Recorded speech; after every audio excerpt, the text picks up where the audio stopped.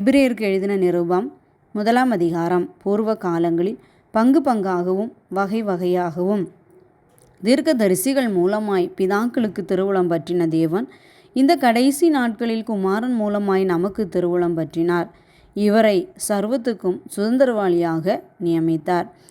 இவரை கொண்டு உலகங்களையும் உண்டாக்கினார்.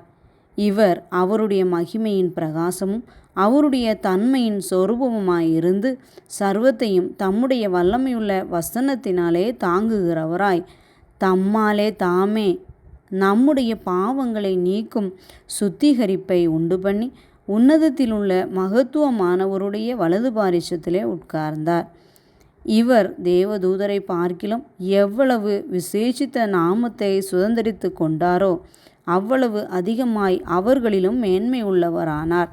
எப்படியெனில், நீர் என்னுடைய குமாரன், இன்று நான் உம்மை ஜெனிப்பித்தேன் என்றும் நான் அவருக்கு பிதாவாயிருப்பேன், அவர் எனக்கு குமாரனாயிருப்பார் என்றும் அவர் தூதர்களில் யாருக்காவது எப்போதாகிலும் சொன்னதுண்டா?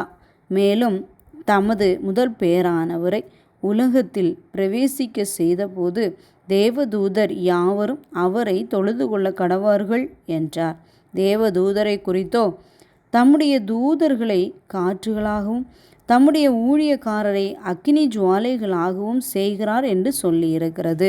குமாரனை நோக்கி, தேவனே, உம்முடைய சிங்காசனம் என்றென்றைக்கும் உள்ளது. உம்முடைய ராஜ்யத்தின் செங்கோல் நீதியுள்ள செங்கோலாயிருக்கிறது. நீர் நீதியை விரும்பி அக்கிரமத்தை வெறுத்திருக்கிறீர்.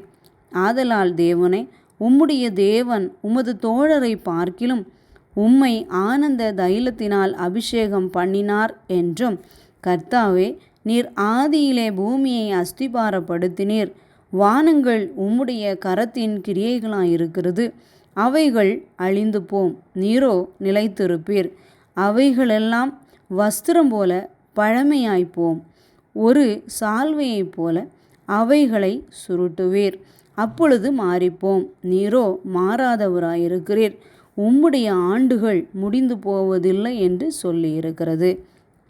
மேலும், நான் உம்முடைய சத்துருக்களை உமக்கு பாதபடி ஆக்கி போடும் வரைக்கும் நீர் என்னுடைய வலது பாரிசத்தில் உட்காரும் என்று தூதர்களில் யாருக்காவது எப்போதாகிலும் அவர் சொன்னதுண்டா?